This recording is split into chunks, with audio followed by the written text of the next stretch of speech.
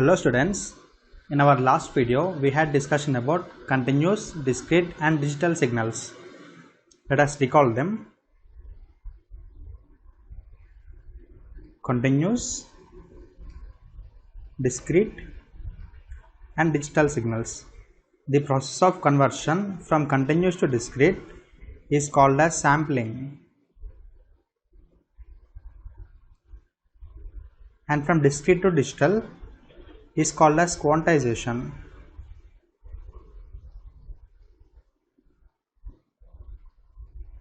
Where in sampling we should replace T with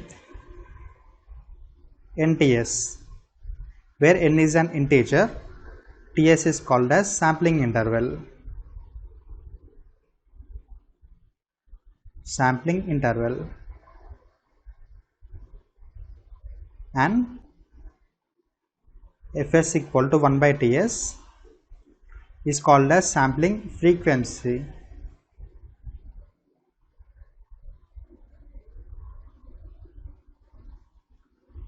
And we know if in a question he mentioned a continuous signal and given sampling frequency and asked us to find the discrete signal, we know how to solve this problem, right?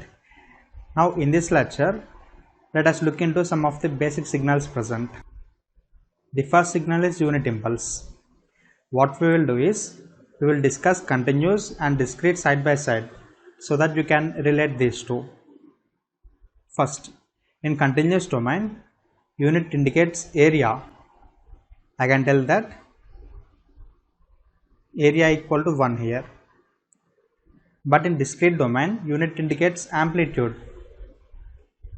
I can tell that amplitude is equal to 1.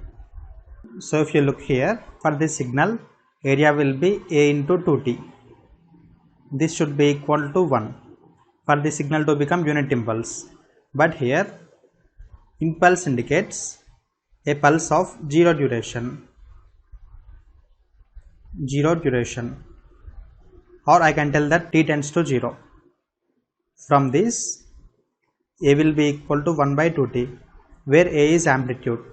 So if t tends to 0, A tends to infinite. From this I can tell that amplitude is infinite here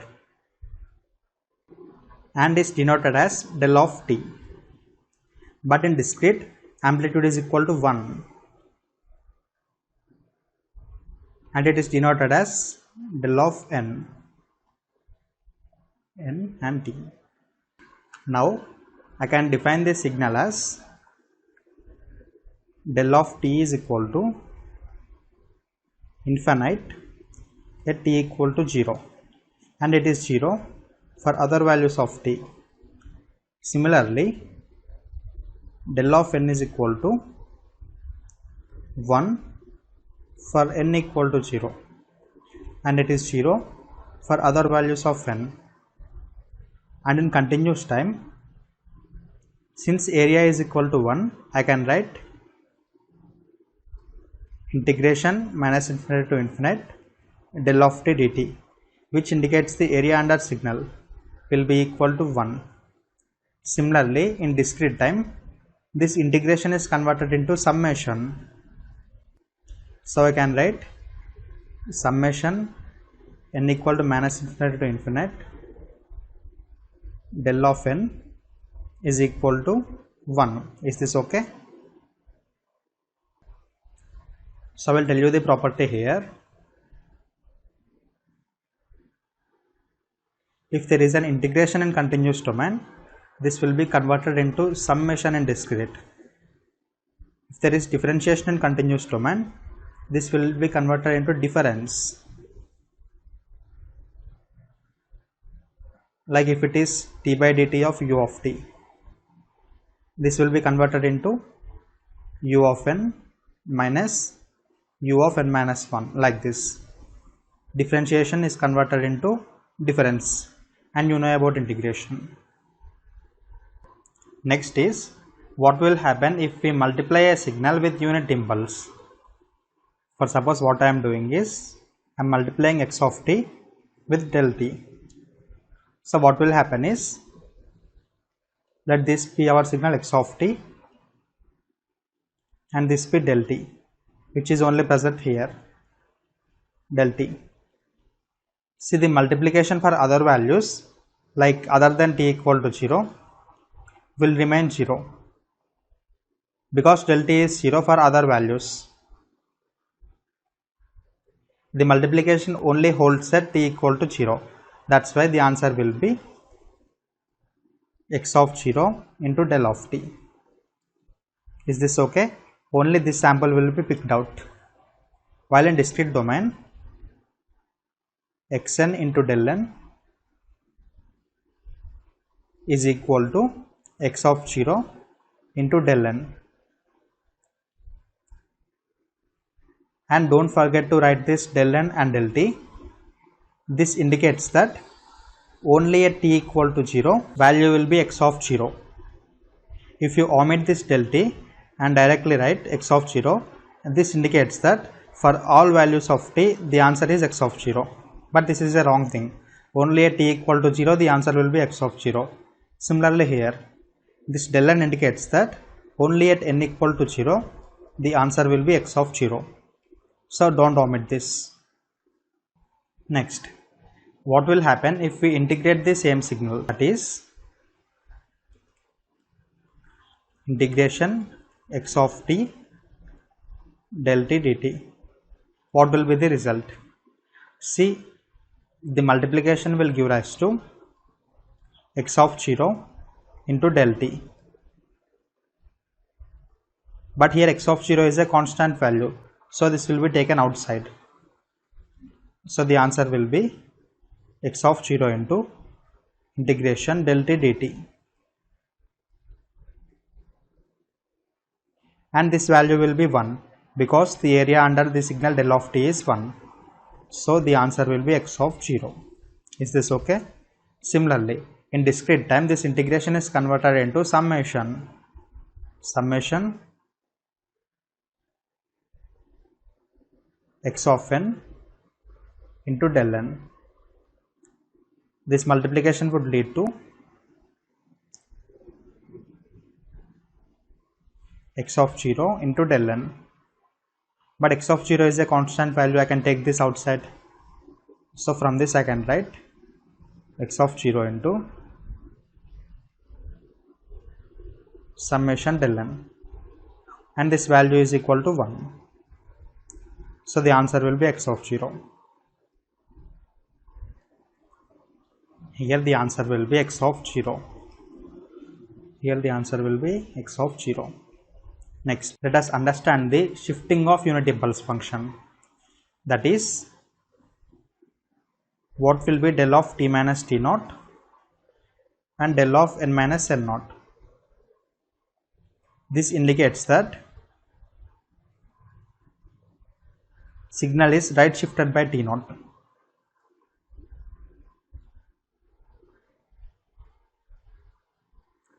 If t naught is a positive value, then minus indicates right shift and plus indicates left shift. Similarly here, minus indicates right shift, that is n naught will lie here, del of n minus n naught. Similarly, plus indicates left shift, that is signal will lie here, minus n naught, where amplitude is infinite and here it is 1. Next, what will happen if we multiply a signal with this shifted version of impulse? Let us understand. If I multiply x of t with del of t minus t naught, now the signal is present only at t equal to t naught. So the answer will be x of t naught into del of t minus t naught. Similarly, in discrete domain, x of n into del of n minus n naught will be x of n naught into del of n minus n naught. Let us see what will happen if we integrate this.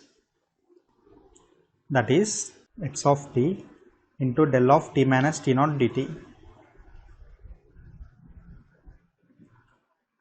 The multiplication will give rise to x of t naught into del of t minus t naught.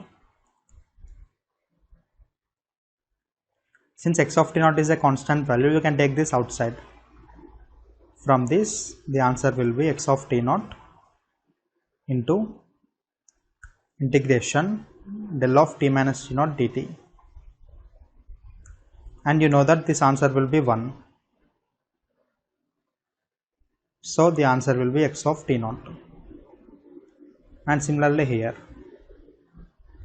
this integration will be converted into summation.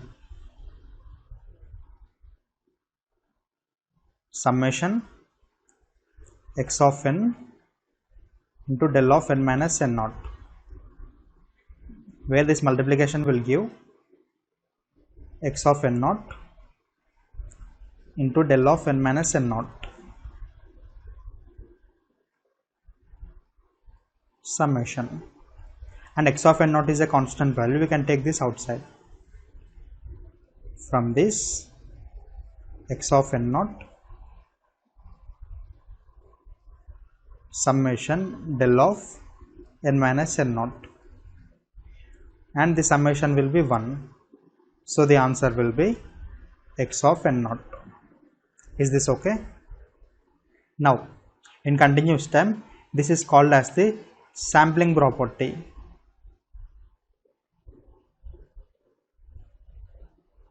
Sampling property of impulse function.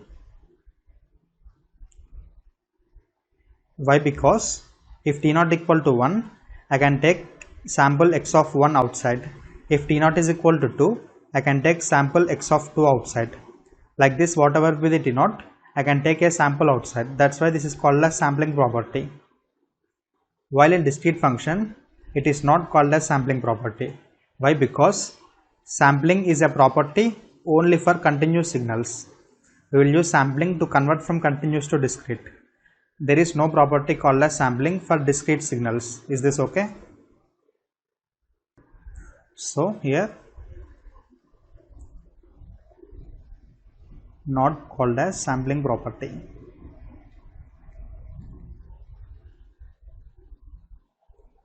Here the answer will be x of t naught, and here it is x of n naught. There is a small extension for this. For suppose my unit impulse is lying at t equal to 2. So the equation will be del of t minus 2. Is this okay? Next, to make the integration as 1, my integration limits should include this impulse function. That is, if I integrate from 1 to 3 del of t minus 2 dt, then since this integration limits include my function, the answer will be 1. Instead, if I integrate from 3 to 4, there is no impulse function here. So what will happen is 3 to 4 del of t minus 2 dt. In this integration limits, there is no function. That's why the answer will be 0. Why? Because function lies at t equal to 2, but we are integrating from 3 to 4. That's why the answer is 0. So here I will write this property directly. That is, integration from a to b x of t into del of t minus t naught dt will be x of t naught only if t naught lies in the integration limits, and the answer will be 0 for other values of t naught, including t naught equal to a and t naught equal to b.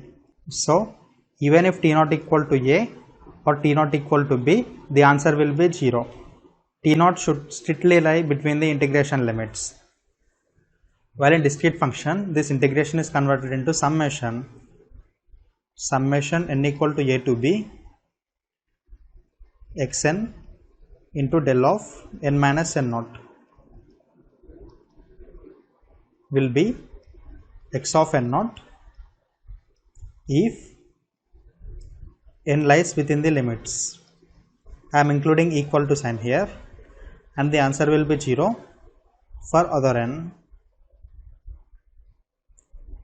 This equal to indicates in discrete time, even if n not equal to a or n not equal to b, the answer will be x of n naught.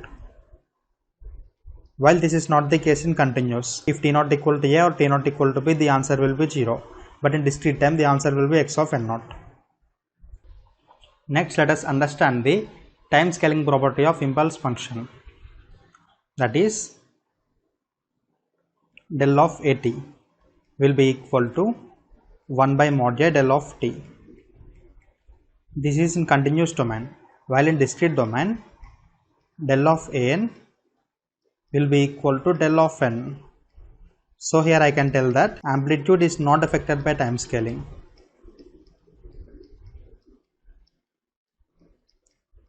Not affected by time scaling. We will study the property of time scaling later. While in continuous domain, this amplitude is affected by time scaling. Amplitude is affected by time scaling. Next, if there is a signal del of at minus b, what you should do is you should take a as common first, del of t minus b by a, and the answer will be 1 by mod j del of t minus b by a. And then you should perform any operation like integration, sampling property, anything. While here, if there is del of an minus b, what you should do is you should take a as common,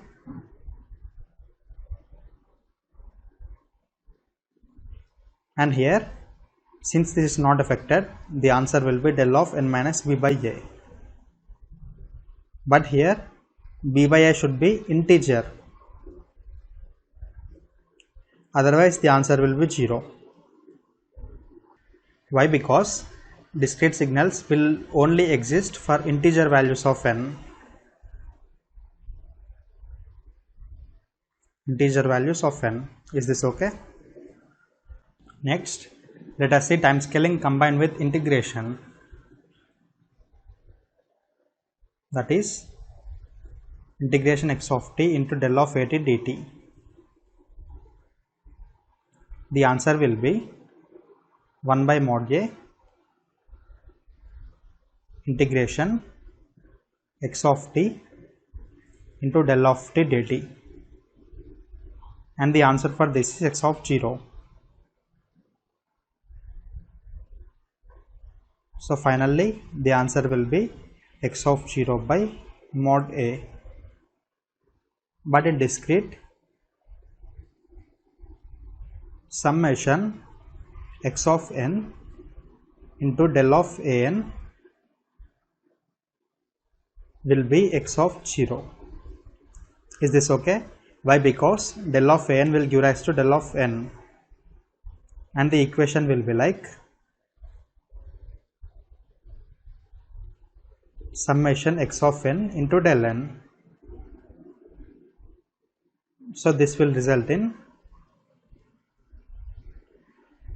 summation x of 0 into del n, where x of 0 is a constant value, so I can take this outside. The answer will be x of 0 summation del n.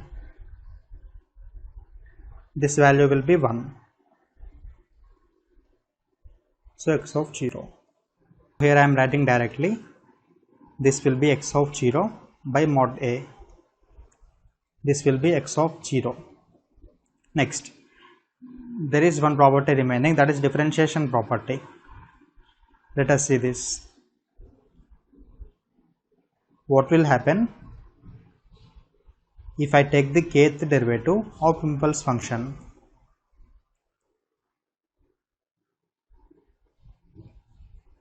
The answer will be minus 1 whole power k into kth derivative of x of t at t equal to t naught. So remember the result directly, no need to get into proof, and do practice this all properties perfectly, because the properties of impulse function will become handy in every topic of signals and systems. That's why do remember. Next, let us solve some problems based on today's lecture. The first question is 2t plus 1 into del of t minus 3. The property is x of t into del of t minus t naught will be x of t naught into del of t minus t naught. So here t naught is equal to 3. Therefore the answer will be 2 of 3 plus 1 into del of t minus 3. So 7 del of t minus 3. Next, integration t plus t square into del of t minus 3 dt. The property is a to b x of t into del of t minus t naught dt. First we should check whether t naught lies in the integration limits or not. Here t naught is equal to 3, but our integration limits are from minus 2 to 4. So 3 lies within the integration limits. Therefore the answer will be x of t naught, that is 3 plus 3 square, 12.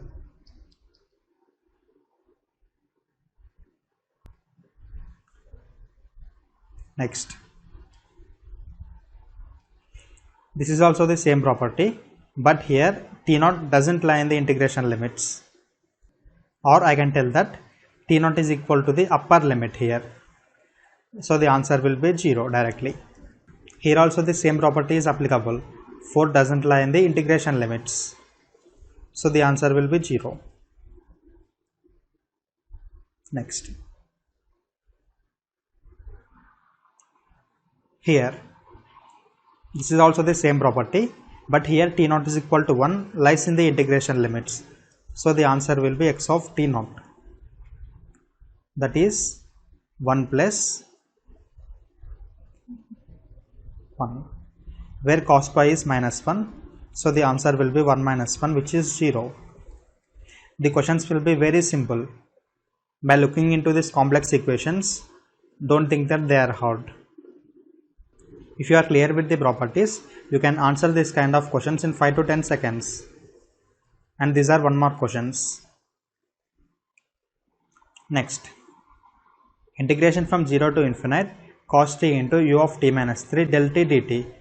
Here t naught is equal to 0, which is equal to lower limit. That's why the answer will be 0.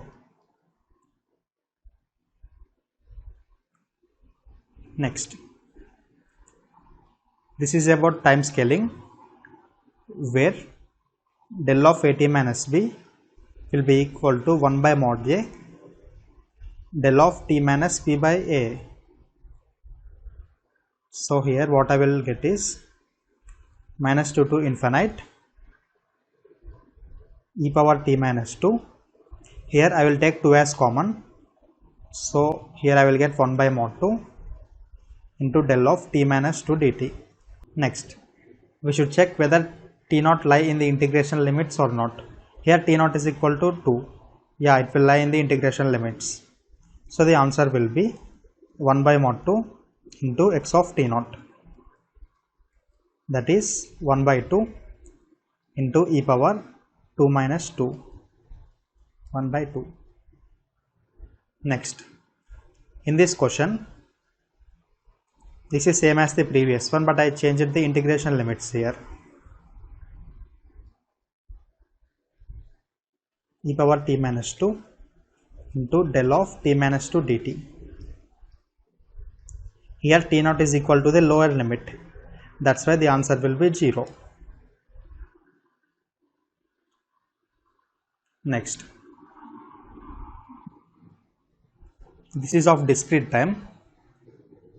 The property is sigma n equal to a to b x of n into del of n minus n naught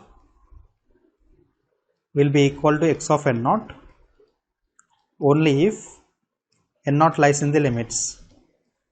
and here I am including equal to sign. So hence 2 is equal to the lower limit. The answer will be x of n naught. 2 plus 2 square, that is 6. Well, here time scaling is also included. What I can do is, this is equal to del of 2 into n minus 2. So since amplitude is not affected by time scaling, I can directly write this as del of n minus 2. And we should check whether n naught is integer or not. Yes, it is an integer. So my answer will be n plus n square del of n minus 2. Here there is no factor of 1 by mod a because amplitude is not affected. Do remember this. And since n naught is equal to the lower limit, the answer will be x of n naught. That is 2 plus 2 square, which is 6. And this is for now. In the next lecture, we will study about some more basic signals.